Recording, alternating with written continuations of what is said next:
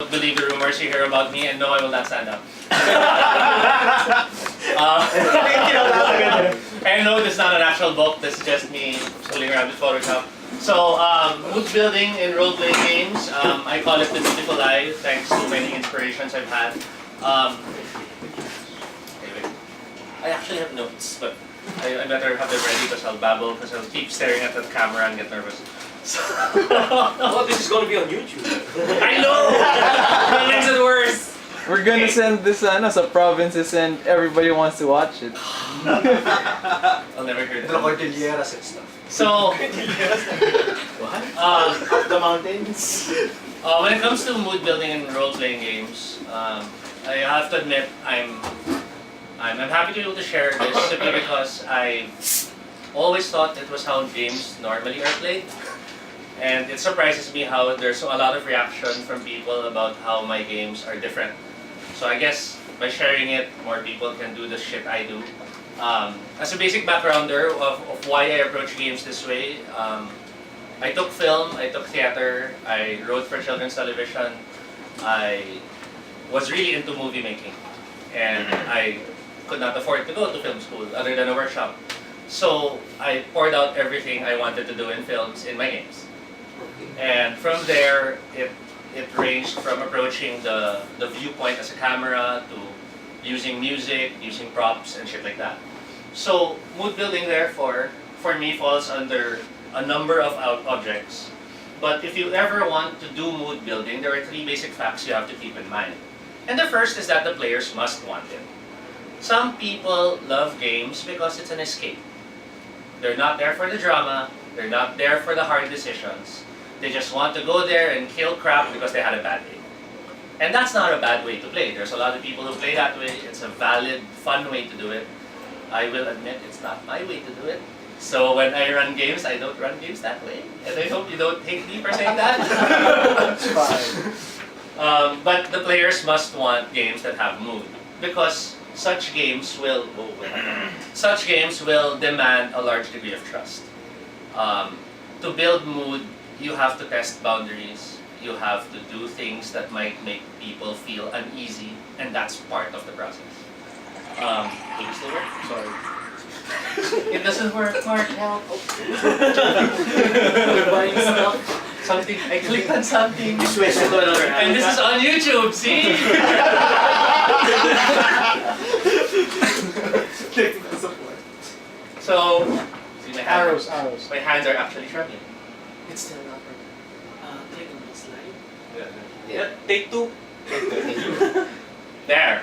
Okay. The second is the environment must cooperate. And this is very important in mood games because it's pointless to go all dramatic, it's pointless to have the best music if your players can't hear you. And usually in conventions, that's the case. In the US and some of the conventions I tried running there, they rent hotel rooms. So you run games in a hotel room. So you kind of control the situation. It's fun, but at the same time, it gets depressing when you're waiting for your players and they don't show up. So you're alone in a room, and an hour passes, and you're like, do I leave? But My day. like when I've run some demos, a Star Wars game in one of the New Worlds events, a Matrix game in another New Worlds event, sound can kill your attempts to build mood. But it doesn't mean it doesn't mean mood stops completely. There are still different ways you can approach it. Finally, sad but true, preparation is needed. And the best preparation is when it looks like you didn't prepare. Part of preparation comes with knowing what material you can work with and knowing your players. Knowing their limits, knowing what's acceptable. There's actually a need for safe words when it comes to mood games because I've made the mistake of crossing certain lines, and I'll get to that later. So, I call mood gaming the beautiful lie simply because it's all about lying to your players, and he comes back 100 years later.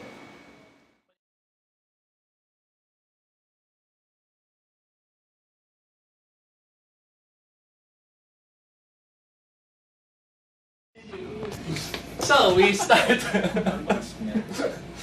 We will start with the first. Which? Oh no. If you run out, I can. Should I wait for you, Fab? We can assemble it in the Let's go forward. Okay. There. So we'll start with the first one, which is words. When it comes to words, we have the following tools, and the first being word choice, of course. It's pointless to try to get mood in your games if you're not using the right words. I mean, if you're running a medieval game and then you'll have the king look at you and go, "Oh, that's cool." Mood is shit. Unless that's the mood you want. If you're running a Galavant game, then by all means break into song while you're running the scene. But you have to make sure the words match the mood you want to approach. You also have to make sure that you don't sound like you're trying hard. And that's one of the harder tricks you'll have to learn. It usually happens through practice. As GMs, most of us are used to rattling off what's in our little box that the GM only can read, and then we let the players react. Part of learning how to build mood with the words is to read that beforehand. Again, preparation is needed, remember? And then just substituting it with words that you recall from what you read, like what I'm doing now. Occasionally I look at my notes, but I'm not reading it in verbatim. A quick tip is always think that you're the camera. It's very common in games that the players are given information by the GM based on the character senses. But know that you can break away from that and continue the scene. You might go, and as you walk into the castle, imagine if we were the camera, we're looking now from above as you walk towards the castle. The camera pans past the gates and we can see inside. The knights are all ready with their swords, ready to strike at you. And you can't see that. The player knows this. The character doesn't. But the player feels the tension rising. And now, the character will walk blindly into it. And the player will feel that it's a cool moment where he might, okay, I can act, but I still have to pretend I don't know. Dialogue. So as mentioned earlier, dialogue has to match the setting, but at the same time, dialogue is your first entry point other than other tools. It's the easiest entry point to tell your player, let's go for mood. Typically in games, it's the GM who role plays first. As the GM starts the scene, as the GM starts the story, the GM has to inject characters who will help carry the story for the player. Even if it's the typical and traditional, you all are at the inn, the GM is automatically the innkeeper or another customer. How you role play that very first moment will tell the players how far they can go. Unless, of course, you have players like Justin, who is more than willing to go all the way. Oh yeah. And that's why they love you in Roll 22. But you're all that way. But yeah, if you start the scene and go, okay, the innkeeper looks at you, the fire's burning, what do? The players, they're the ones who will now be obligated to take that first step. But if that very moment you break into character and approach them with full personality in your voice, then the players will realize, we can go that far, we can go that crazy. Yeah? For dialogue, is the language important? Kailangan ba is consistent Filipino, consistent English? I used to believe it was. Because I used to have this mindset that if it was Taglish, the illusion fades. But then I realized it was just really me being more comfortable with English. And it's really a question of use what you're comfortable with. The main reason I got that realization was when I was running this game and I forced myself to learn French words. And during the game, I fucked it up. It's French. So it really went bad. And that's when I realized, just use what's comfortable, go for what works, and guide your players sometimes by the use of voice. For example, one of the techniques, I forgot to mention. Everything I'm teaching now might ruin how you enjoy your games, because this is the magician pulling the curtain. This is the GM sharing techniques which other GMs might be using, and from this point on, you'll realize, putang na, yun pala ginagawa sa akin. To be fair, it takes a lot of practice. So watching you do it is actually still... Yeah, but there's not something when you know the trick, it's less effective. But one of the tricks I actually do is the third slash first person shift.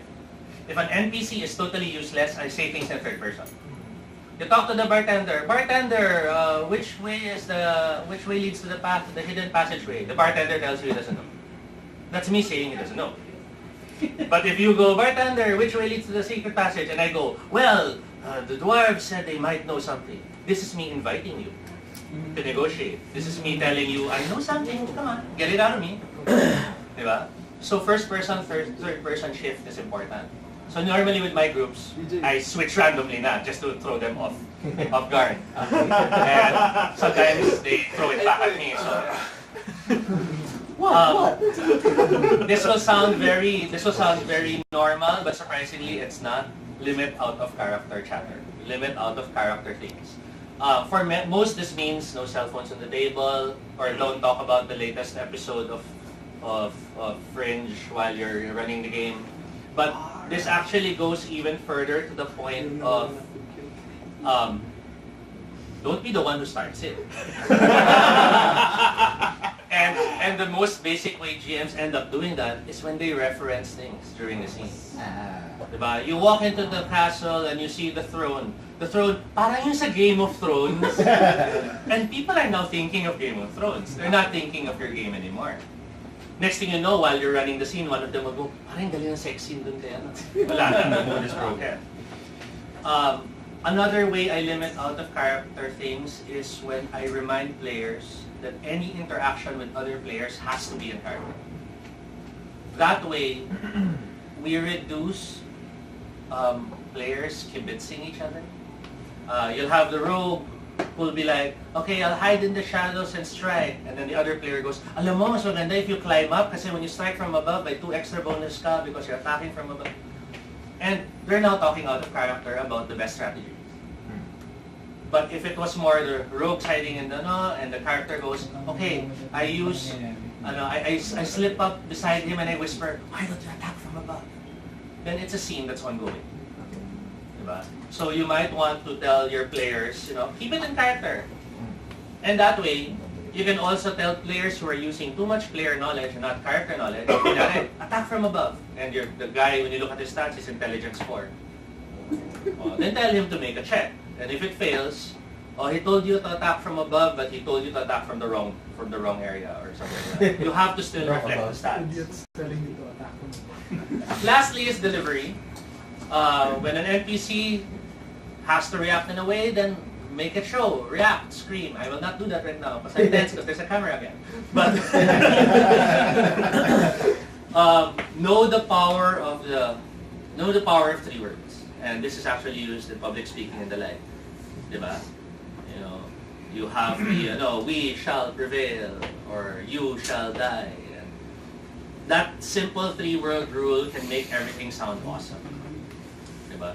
You have a moment where the enemy is about to die and the heroes are already happy that they're winning, and you just mutter, I'm not dead, and then suddenly there's shit.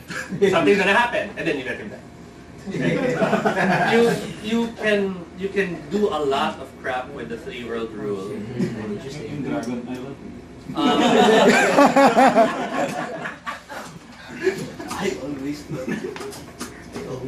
Don't be afraid to act, but know that your acting should be best reserved when it will have the biggest impact. Because if everyone acts, the players will start to feel you're giving a show rather than they're in the scene. So choose your moments of awesome. Okay. And that's words pa lang. So I have to move faster. Sound! Marami to. Okay. So for sound, background. By background, I mean music.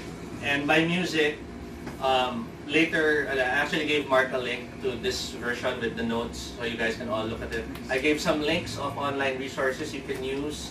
I personally use soundtracks. I download movie soundtracks so often that we have the soundtrack before we see the movie sometimes. I listen to the soundtracks when I go to work because I get the cues. I try to note the shifts in the tone. Always avoid familiar soundtracks. Excuse me. Unless your game is that soundtrack. If you're playing Game of Thrones, then use the Game of Thrones soundtrack. If you're playing a different fantasy game and you will risk Game of Thrones, be wary that your players might try to run it like Game of Thrones. But the biggest fear of soundtracks is players singing along. There's nothing like having a great dramatic moment and then the next thing you know, they're all humming along with the song. That's a cue when to use a different soundtrack or try to shift it around. Tracks work best when they loop nicely, and tracks work best if they sustain a mood. A lot of movie scores are bad in that regard because they're tied to the events. Yeah. So like you have a nice tense moment and then it suddenly settles because people left right. And you'll have a hard time using that. But if you learn to recognize that track, you can use those cues in a way that your players will go, ang galing ng timing. See, and this is the part where I'm now revealing to my players that I planned that all along. And they're like, it's scary how it happens at the right moment. I make sure it happens at the right moment. Okay, we have leitmotif, which basically means recurring sound. In movies, this is usually a theme song and the like. This is a powerful tool that you can use to explain or narrate things without saying it directly.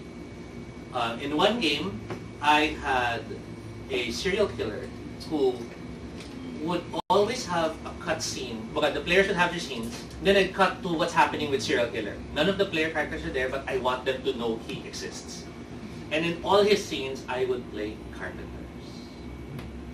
So you'd have why do birds suddenly appear. And then in another scene, we have the serial killer again. It's yesterday once more. Carpenter songs. So the players at first, they found it funny. Then they started to realize it started to get spooky. It started to get weird. And then finally, I had one player in a scene. The player was a escort. Yeah. Of course, I just said she was a prostitute. I said, no, I have class. I'm an escort. She goes to a customer, and while she's getting ready, Carpenter starts playing. I played it really softly to suggest it was in the other room. He was already panicking. Why are you panicking? You don't know anything about that. So as a player, heart was pounding. As a character, get ready, strip my clothes and this and that. Guy starts walking towards her and everyone's at the table. And then the music starts getting louder. That one had the side effect of the guy getting so traumatized. After that game session, he asked you to walk with him to the car. And weeks later, his sister found him in a dark room with his earphones on. And the sister was like, "What are you doing?" "I'm being brave!" Because he was listening to Carpenters. It really happened. Yeah. And it's a lovely moment that you traumatize your players, but it's beautiful things. This is RPG.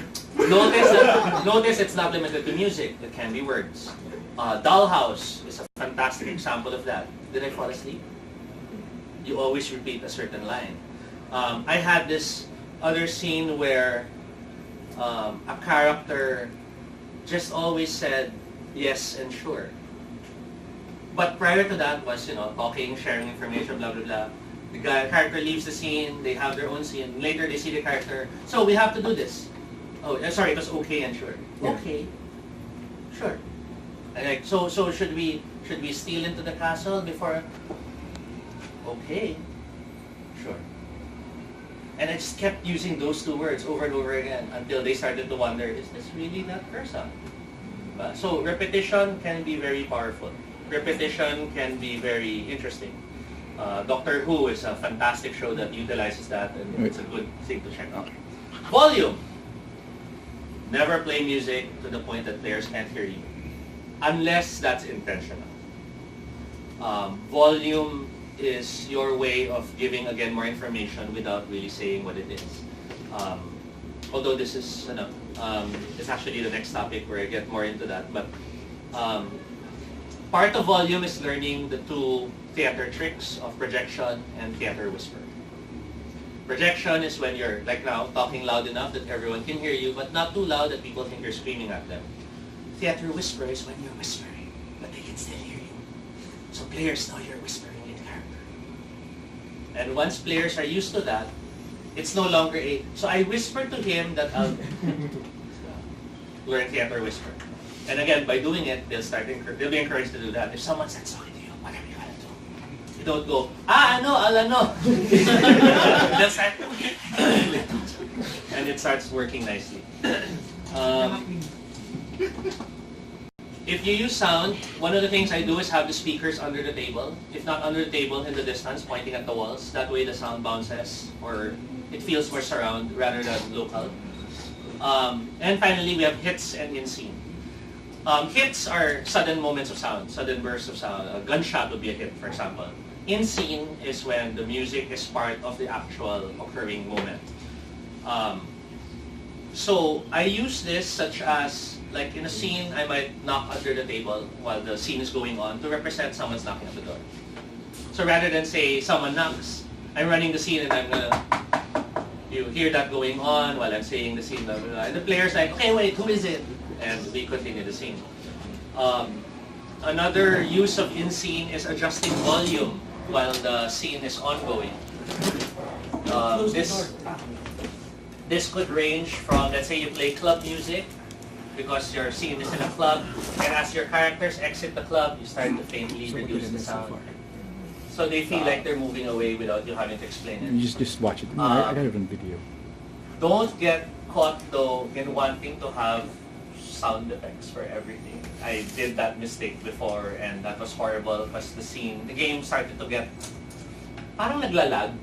Diba? You're running, and suddenly a car screeches to the side and then I play the car sound. And then, so nabibitin yung game. So again, reserve it for the best moments. And a quick sound effect for a gunshot is just to slam a book on the floor. It just has that loud bam, and it has that moment. It's kind of funny though if you do it in a bright room, so do it only when in the dark. So, props is our next category. The basic one is handouts, of course. Everyone uses handouts. Our most basic handout is the map. Diba? Whether it's a map that's been recreated or a partial map that the players fill up, maps are a common handout. Another handout you can consider doing is images for the NPCs that count. So you don't waste X amount of time describing them over and over. My players have gotten used to the fact that I pretend my games are movies. So we have casting pictures. We actually choose actors to portray the parts of our characters. Even if ang appearance mo is tulang, you're played by Ethan Hawke, that's fine. Basta as far as everyone else is concerned, you're not that guwapo. Diba? You still have the stats rule, but pictures can help. Kasi sometimes players will get so caught up trying to describe the organic shapes and strange irregularities of their outfit, and the other players aren't even listening anymore because they don't understand what's being described. So the photos can help.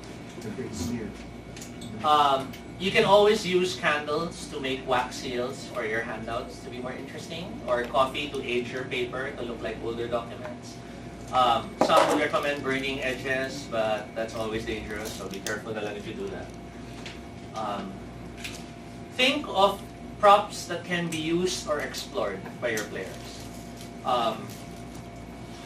You might give them a book, and the book is just a Bible, but there's a torn piece of paper inside with an address, and they might pick up on it and, wait, is this important? Can I check this out? You might want to give them, let's say, a printout that suggests some sort of nuclear reactor blueprint in a spy game, so they suddenly have a realization this is what the enemy plans, and then you have in bold letters the name of the location where it is. If you want to even push it, you might give them stuff with stuff hidden in it. I've given people handouts that have codes. And during the game, one of the players goes, "Wait a minute." And then he starts letter substitution and this says ano. And they realize it's a clue. I've had games where, you scratch the pencil and there's an indentation written on it. That's important. Of course, as a GM, if the players have no idea about it, the NPCs can suggest. There's a lot of online resources now that help generate word puzzles, anagrams, and the like. In fact, a lot of the common anagrams can be given a twist if you just switch elements. Diba? The ever-famous Sphinx riddle of the 4 feet in the day, etc., can be transformed into something about AI if you're smart enough. Engagement. Give them the need to act and see if they'll push through it. I've had a game that had player versus player, and in an intense moment, the guy said, "I'm killing him." So I told him, "Get this character sheet and tear it in front of me. Show me you're willing to do it." And he couldn't. He was holding the paper, like, I'm like, "Come on, you're killing him or not?" But make them feel that choice. Make them see if they want to go all the way. Another example is we had this game where I had a scene where they find masks. So I placed masks on the table. And all the players were staring at it. They didn't want to touch it. And then one player goes, "Okay, I'll investigate the masks." I'm like, "Cool." And one is about to reach it, and the other one goes, "No, wait. And they're already running the game on their own. Of course, they can always go, "Okay, can I use the scale to check if it's ano?" And I'll allow results for that. But you engage them in those ways. We were all raised to love activity books when we were young, building blocks and shit like that. So adding that little element can make your games more fun as well. Just avoid engagement in combat. I know there are those who love LARP and shooting each other safely. I will always be against that simply because if violence is allowed, dapat pati sex. But okay. Last is all around you. Your biggest prop is your venue. And Rocky is one of the players who I threw this approach at, and it's one of his favorite moments. It was a Lacuna game, and Lacuna's this spy game, like Inception, as I was telling some of you earlier. And one of the scenes was he wakes up in the room, and as the scene unfolds, eyes appear in different parts of the room. Patterns of eyes, a graffiti eye, a glowing eye outside the window and shit like that. To push the scene while the players are not around, I printed out eyes, I taped them in hidden parts of the room, and as the scene was unfolding, I started to reveal them. So I'd have one behind the cabinet door, so while I'm describing, another eye appears, I've opened the cabinet. And I go back to my seat, and there's now an eye staring at them at the wall. And while that's unfolding, the players are starting to look around, they're like, "Shit, where else? I made sure the room was dark, and I gave him a flashlight, because the character had a flashlight. So during the scene, he kept searching. Then I'd open a new eye, focus the eye on it, and the engagement was there. Admittedly, some of the other players were envious that they weren't in that scene, but many were very thankful they weren't. Pass notes. That's another way to use your props. Because there's the direct pass note. While the scene's unfolding, I'll write a note and I'll hand it to you, and we'll continue the scene. The player's already thinking, what was that? But there's the notes that you will make the players wonder if it was intentional. Such as you tape a note on the seat of the chair, and as they look at it, suddenly they'll notice there's a note saying, "Don't tell the others, but you have this jewel." And shit like that. So suddenly they're running with the story. You are signing. If you want horror games to be more intense, add mirrors. The fact that in the peripheral they'll see something move and it turns out to be their own reflection will freak them out. Have fans point at curtains. So again, you'll have some movement at your periphery. Consider whatever you can use that looked innocent and make sure there's something waiting for them. We had one scene where everyone had under their chair an envelope strapped, which contained information. And during the scene, an NPC did mention that it's all under you. You'll just have to figure it out. So use the room to your advantage when you can.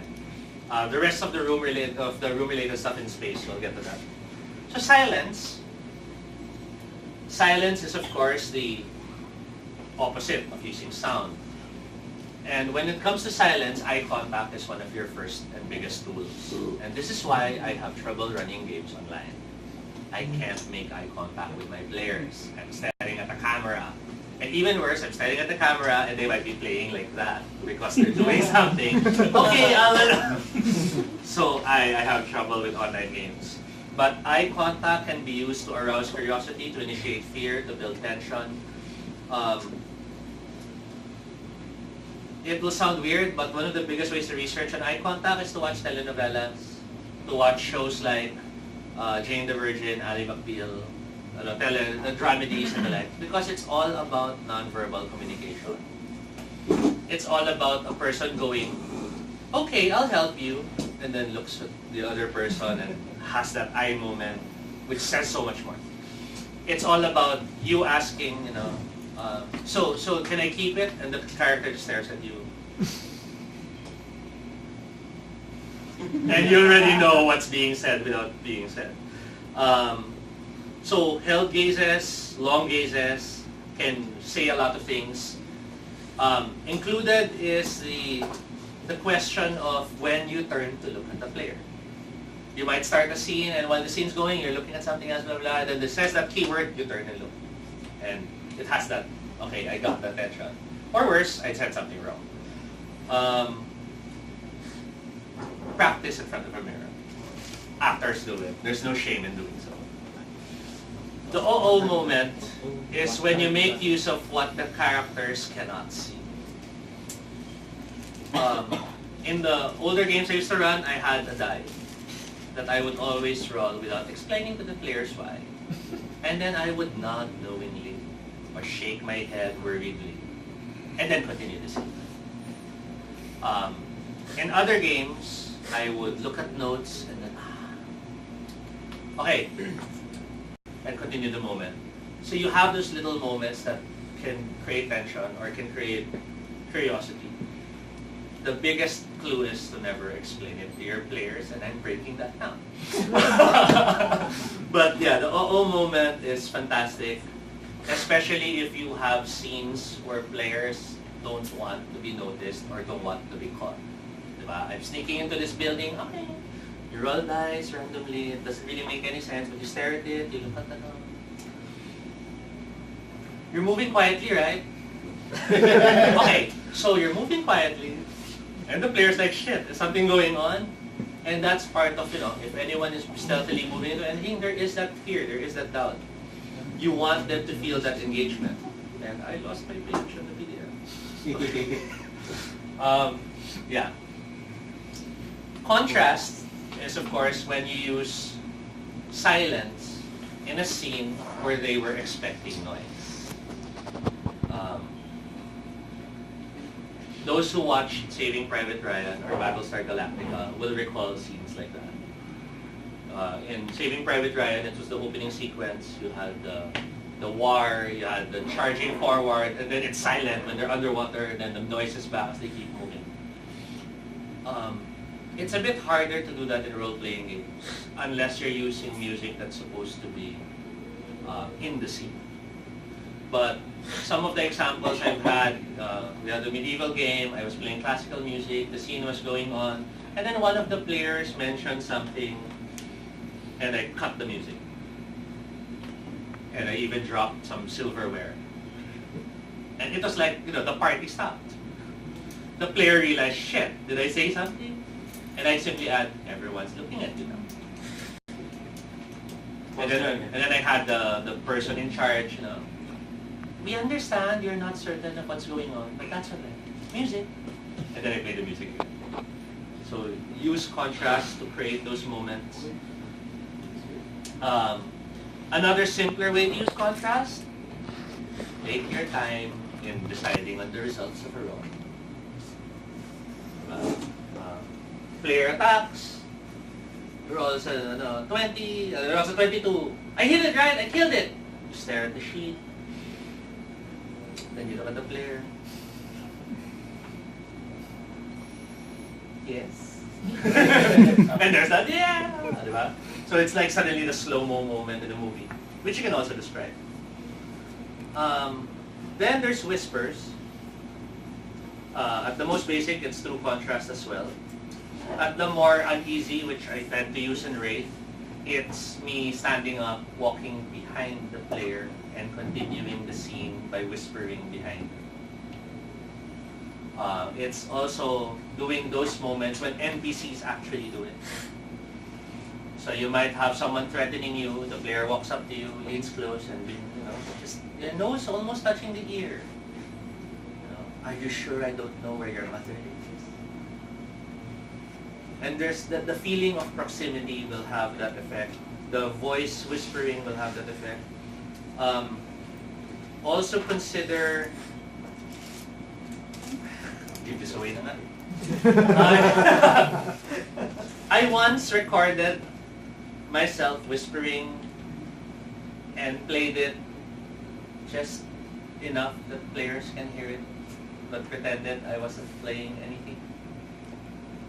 So the whole time they could hear and then, Tobie, there's something else. And I'm, no, I'm running the scene. That was a Lovecraftian game. Well, And yeah. So consider doing stuff like that. Smell. This is the shortest one. Smell is important to me because many people forget it's a scent that exists. Authors such as Poppy Z. Bride, Banana Yoshimoto are good examples of authors who love to use smell. They talk about the scene and rather talk about how the city looks and how the lights are lit up. They talk about instead the smell of the food wafting out of the cabin of the nearby shops or of the stench of the nearby river. So try to focus on smell as well, because it is a sense that can make the players imagine. If they're in the forest and you start to describe that there's a stench of something rotting and sulfuric, you're now thinking what it is. Compared to the usual, you hear sounds of battle and the like. With sounds of battle, the players get ready. With smell, they're not sure if it's over. They're not sure if the threat is dead. They're not sure if the threat is just starting. So try to consider using smell as well. Instead of describing the most beautiful woman that the characters meet and fall in love with, describe what she smells like. And let them imagine what she looks like. Especially in back doors. A murder happened in the room. Maybe you just describe that there's a scent of lingering ozone and a blackened patch on the floor. Just describe it. You can choose to serve it. This is rarely done because it needs really control of the environment. But it could be something as simple as you serve hot pandesal because the scene is a comforting, peaceful scene. Diba? Or you have coffee brewing and the scene is a calmer state. Kumbaga, you can use those scents and you can make it, again, in scene, as we call it. Someone opens a bag of chips and you all of a sudden smell the cheesiness, then describe his character as eating the bag of chips. Diba? Suddenly you'll have them, okay, I walk up to him and ask for some also. Diba? It becomes part of the scene. And then later you'll realize you can say it was poison. Wait! Kaya Cheetos, lagi na sa delivery. Diba? So yun yung mga opportunities to engage. I purify the Cheetos.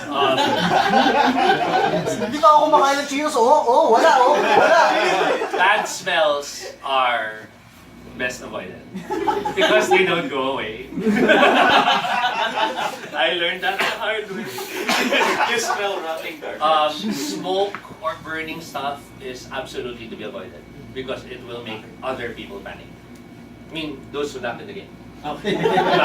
You might have the scene you burn some paper, you kill it in a safe metal container so everyone smells burning paper, but then the neighbor next door smells it and calls for emergency services. And, Based on diba? Hindi naman. But I've had someone knock and ask if there was something wrong. That was at home. My mom smelled something burning and went all the way downstairs. Anak, what's going on? I smell something burning. I didn't tell her it was a vampire game and they were killing the Baali. So, describing the truth was harder. Diba? Or vampires killing Satanists, mom? Illumination. So we have the bright. Use bright lights when you can. They always tend to convey safety and security unless they're directly above you. If they're directly above you, everyone will feel it's the interrogation and that's when you can use it. If you're in control of the room a lot, you can alter the lighting to suggest the passage of time. It could be something as simple as incandescent lights for the reddish orange glow, fluorescent lights for the white daylight, and then when it's getting near to nighttime, blue filter or something. I mean, if you want to, you can go all the way. That's how theater does it. Another simple trick is if you're the type of GM who now uses a laptop when you run games, because I normally do that. You can always lean closer to the monitor and suddenly there's a glow on your face that makes you more sinister. It's a small, subtle psychological effect. So you can talk to them normally, and as you describe the person, the innkeeper is looking at you, well, I don't recall hearing any sounds. Then you start leaning towards it and the light glows. Why are there sounds you've been hearing, sir? And then you pull back and, if there are anything, sir, I could tell you. And they have that moment now of thinking, is he possessed? Revealing all my secrets. Rocky, step out of the room. The dark. Everyone knows that darkness tends to focus on danger or uncertainty. But you could also use it to make the players relate in that manner. In a Lacuna game, again, Lacuna's been the one I've been using a lot of these tricks on. I always use the lights in Lacuna. The game starts with reception, where people create their characters or meet the new characters, and that's full lights on. When the game actually starts, they all kasi are supposed to be injected into the blue city, so they are parang brought down medically to a comatose state, so their brains go into the blue city. So I play music, I tell them to close their eyes, I start turning off all the lights. So even with your eyes closed, you notice it's getting dark. And then when I tell them to open their eyes, because they're now in the blue city, there's nothing but a single lamp on the table. So suddenly it feels oppressive, it feels uncertain. There have been scenes where all the players had to huddle close because of that single light source. And as I was describing shit getting worse, I started to dim the light source. When they started to realize they couldn't even see their own notes, they realized they felt even more helpless. So you could use stuff like that. You may try blindfolds, but others might get the wrong idea. And I thought this is one of the things which many people forget for fantasy games. Most like demi-humans because they have infravision or low light vision. Make them hate the fact they're the only ones who can see things. I mean, even worse.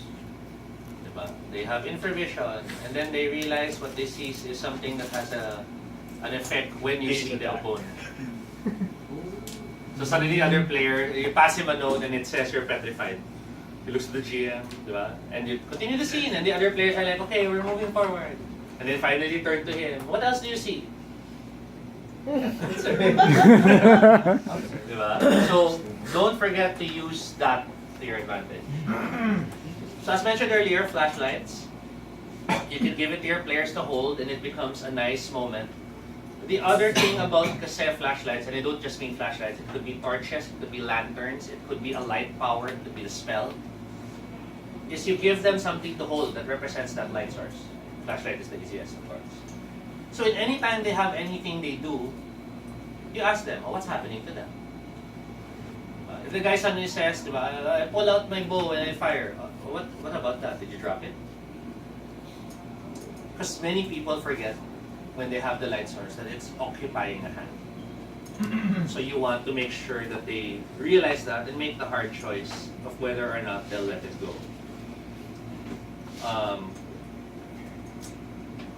Consider as well that I already tackled that. Don't be afraid of tropes. Lights going out at the worst possible moment. It's fantastic to be able to do that, even more if you can literally do it. In Lacuna, the lamp I have, which I bought from Japan Home, has a dial to go dim and bright. But the plug is an extension cord beside me. So at the moment's notice, I can just kill the power. And it's instant blackout. So it could be a scene where they're all getting ready and they know the enemy's coming up. And then I just mention, as they're running the scene, I just kill the power and I mention you hear them getting closer. And they're like, shit, they cut the lights. It all just moves so smoothly. But that can still happen in fantasy games. Someone casts a dark spell or something. Darkness. Color. Writers love using color. And this is a bit more into color theory. This requires preparation. This requires study, wherein you check how a red cast, a blue cast, etc. can affect emotions. You can also use laser pointers in modern games to wordlessly say that a sniper has targeted them. You can use the colored light to suggest something without necessarily saying it. Like maybe if you want to run your sci-fi game, then if you have Christmas lights that were blue, you just leave it on in some areas in the room, and it just feels fun in a more atmospheric way. Space. Haba na, no? I wanna go this real fast. Time na lang. Okay. So eye level. Eye level is a body language technique, and it's all about dominance and superiority or weakness. Diba? When you're playing the guy who's in charge of the scene, you'll want to straighten up, you'll want to make the players be slightly looking up at you. If you can, stand up even. Walk around them, lean on their shoulders. Wala. They'll feel like you're lording over them. If you're intimidating someone, you don't have to say he's scared. You can just cringe lower and you can, start showing that it's there.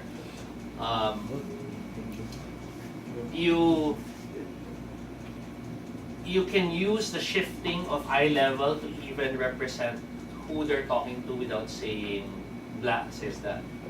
So if you have a scene where you have the king and the tortured in one moment, then whenever it's the king, you straighten up and blah blah blah, and then cringe back down when it's the guy who's being tortured. And that's one less word of blah says. Voices would be more useful though, but eye level is there. I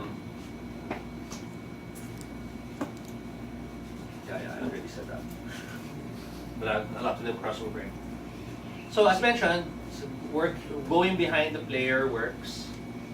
But even better if you're not behind them when it happens. Preparation is key. You tell a player that on this moment, he grabs the person beside him.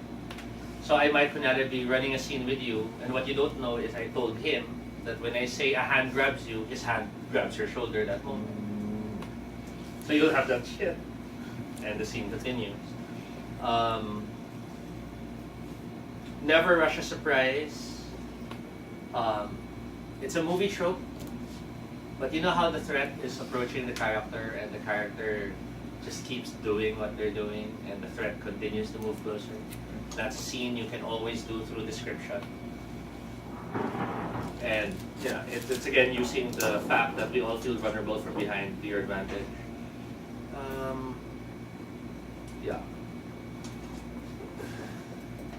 Many of them are overlapping, I'm starting to realize. Forcing players to sit closer.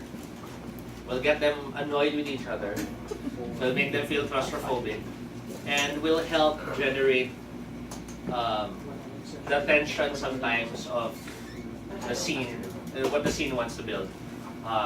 You can do this. You can do this with light. You can do this with slightly moving the chairs closer and telling them they can't move it until a certain point, and the like. You can also use them literally moving closer as a mood building technique. Like if one of them wants to go for something, you tell them to reach for it, and then as they lean closer, you lean closer as well and ask, are you really doing this? Are you really reaching for it? You engage them by getting closer to them. And you know, it's the typical trope in the movies where it's the dead body, you're reaching to touch it, and the body grabs you back. Diba? So you can use those moments when you want. Being alone or separated from others is one technique which works best if you have full control of your gaming area. I've had games where I had all the players leave the room, then one player comes back, we run the scene because he's being interrogated. This was Giovanni Chronicles, Vampire the Masquerade. And then now that he's done with his scene, I tell him, okay, you'll play one of the interrogators now. We bring in a second player, and now we're both interrogating him, and then bring in a third player.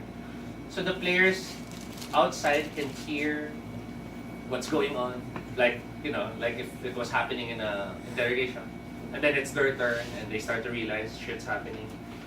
Yeah, I already mentioned the handouts. It also sometimes helps to have them sit separately because it keeps them from planning with other players. So like if there was a sequence wherein the party is separated, then tell him to stay on the couch while the rest are at the table. And during his scenes, address him there. So he'll feel that, shit, I'm all alone here. He'll feel that uneasiness that he's not as ready as others are. Finally, last na to, diba? So as mentioned, when you've learned your music, you can cue it to the background music, and it sounds genius. You could use the shifting of the volume and the light to represent what's happening at that very moment. You can, so I've pretty much covered that. Countdowns are common in movies. Some people will do this by having an actual counting down timer. You can do that with a monitor and an app. Others can do it with a real clock, and that's what I do with real-time games. But sometimes you can do it as simple as having something on the table, and you tell them when this fills up with 10 tokens, time's up. And as you run the scene, you might toss in a token. As the scene continues, you'll toss in another token. So they feel the tension running as the time passes. Most games approach this by limiting the number of times you can reroll something. I always avoid allowing multiple rerolls because that simply tells the player, I'll try again, I'll try again, I'll try again. I tend to be if this failed, try something else now. I only allow the try again if they really can't think of anything else. Matching reality is what I do when you do not have control of your situation. You're running a game, and then a train passes, and it's really noisy. Then you describe that the train is passing in the scene. You're running the scene, and then your pet dog suddenly runs past the legs of the players. You tell them if they felt something run past their legs. Diba? You match what's happening in order to make sure that they feel what's happening at that moment is also what's happening in the game.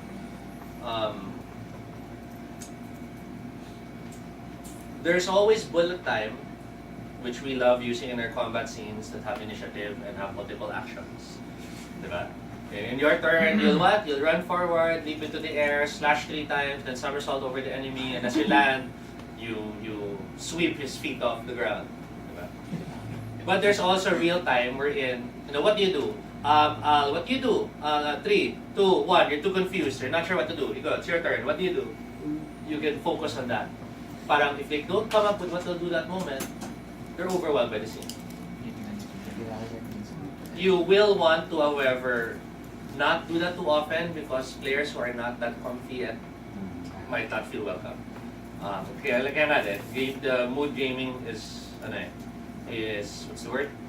It requires preparation, it requires a level of trust. And lastly, you don't want to become Chris Claremont, who will, in comic books, Chris Claremont is the guy who will have 3 to 4 paragraphs of dialogue while the character jumps. Diba? You'll have Psylocke jumping up, and as she jumps up, I will use my psychic blade, the focus totality of my psychic powers. With one stroke, I will render you unconscious. You will not be able to resist me. And the panel just shows her standing and striking. So parang, that's one round motion. Diba? So you do not want to do that. And responses. The pacing of the response can handle a lot of emotions. The time factor of responses, which is when you respond, right? But the other time factor in terms of responses is it could be a response based on what they knew that moment. Many of us, our NPCs are always, they tell the truth or they always lie. We forget that they can tell what they thought was the truth at the moment the question was asked. And then when they're asked again, oh, I told you it was the bridge, right? Actually, they went instead to the farm. So don't forget to have those opportunities. This sounds weird, but for older GMs, they've noticed it. Texting, instant messaging, internet, it's a very modern convenience. Many people run fantasy games as if those exist. Na, this castle happens, the king is dead. When they leave the castle, everyone already knows the king is dead. Parang how did the word spread that fast? Or, war is declared, and then within the week, an opposing army is already forming. Parang within the week, the messenger's on their way pa lang to the other castle. So consider the fact that when it comes to the response of an event, the timeline should reflect the time needed. Hence the fun of some games where I might have a character and all he really does is be able to understand any language, and suddenly that's a huge edge because in that period it allows him to send messages faster. So it's a huge list of little tips in filling mood. I'm keeping others to myself. I'm sorry. But again, if you want mood to be in your game, you have to remember the 3 realities about it. Not everyone wants it. Because mood gaming, some of the cons are this. Players sometimes will wait 30 minutes to 1 hour for their turn. Because you need time to build mood. If you want the slow, gradual tension of terror, then you have to pace it slow and gradual until the terror hits. Unless you're running your game like Resident Evil where it's all jump scares. Mood is different from simulation. Many confuse the two. Many think when you're playing with mood, it's because you're making it real. No. Simulation is real. Mood is drama. Simulation is what's the word? Very factual, very honest. Mood is all about lying. Mood is making your players scared. Well, tricking them to feel scared even if there's no reason to, or even because you haven't revealed what to be scared of yet. So you have to keep that in mind. Trust is hugely important, and I'll share now that really quick anecdote of how I learned this the hard way. I ran a game with a mixed group, and I'll read that story now. I ran a game with a mixed group, and in one of the scenes, and the player was a girl. The player's character was suddenly assaulted by the enemy, and the enemy tried to rape her. So she went full. She was fighting back, she was kicking and all that.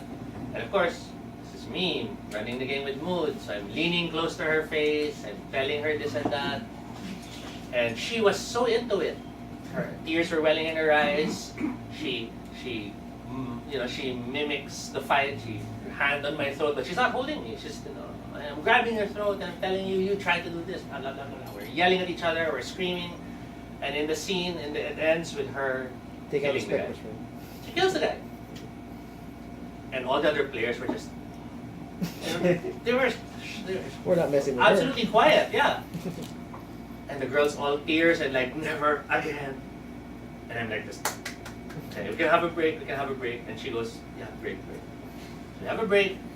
And then she goes to me and goes, Tobie, let's not do that again. And I'm like, I'm sorry, I guess it went too far. And she goes, yeah, kasi I was raped that day.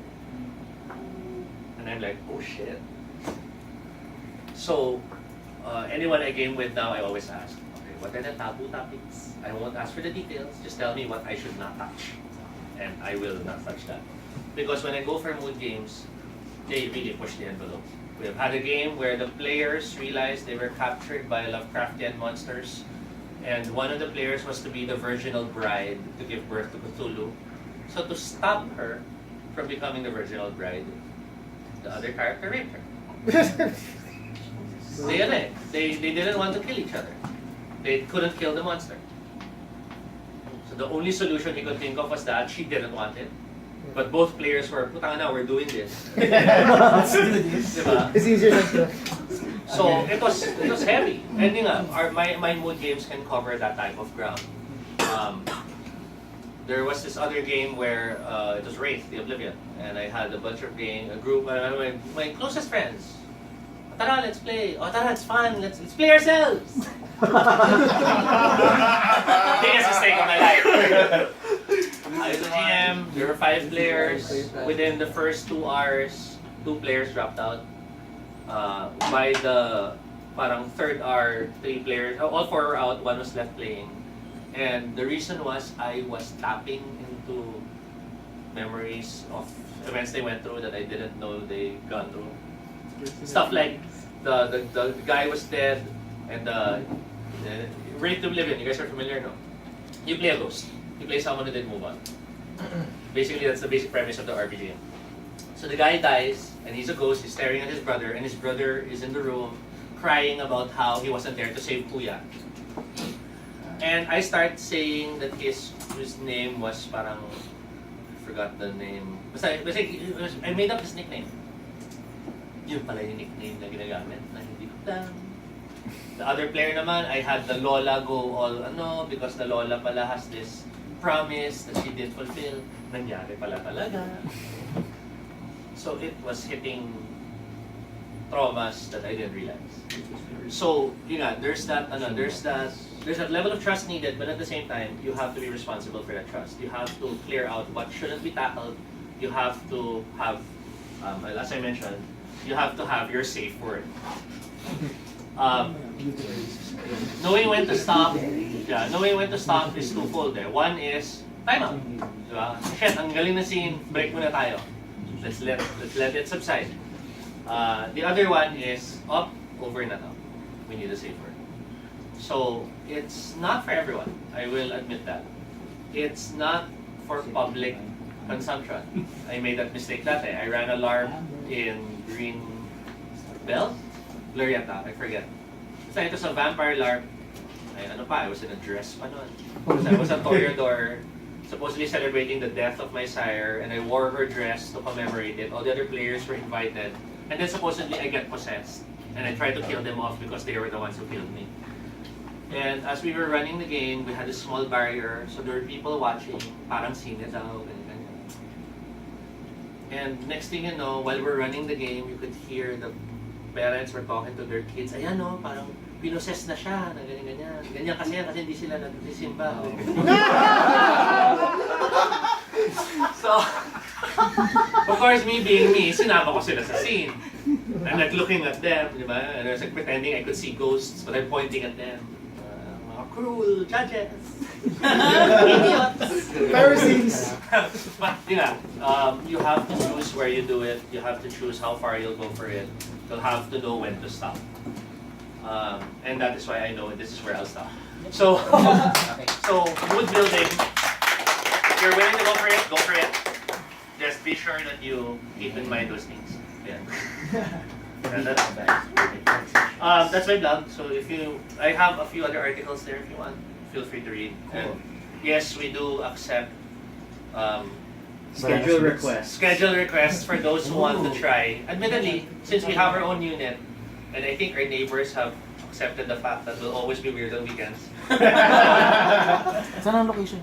Cubao. Regalia Park Towers, that's Pitoason, EDSA, that corner. So like, BJ has had some heavy games. Rocky is lucky enough to be in practically all our games we've had since 5 years ago. Almost, kasi wala kami minsan nag-trans. But yun, so if you want to try something that heavy, it's This weekend.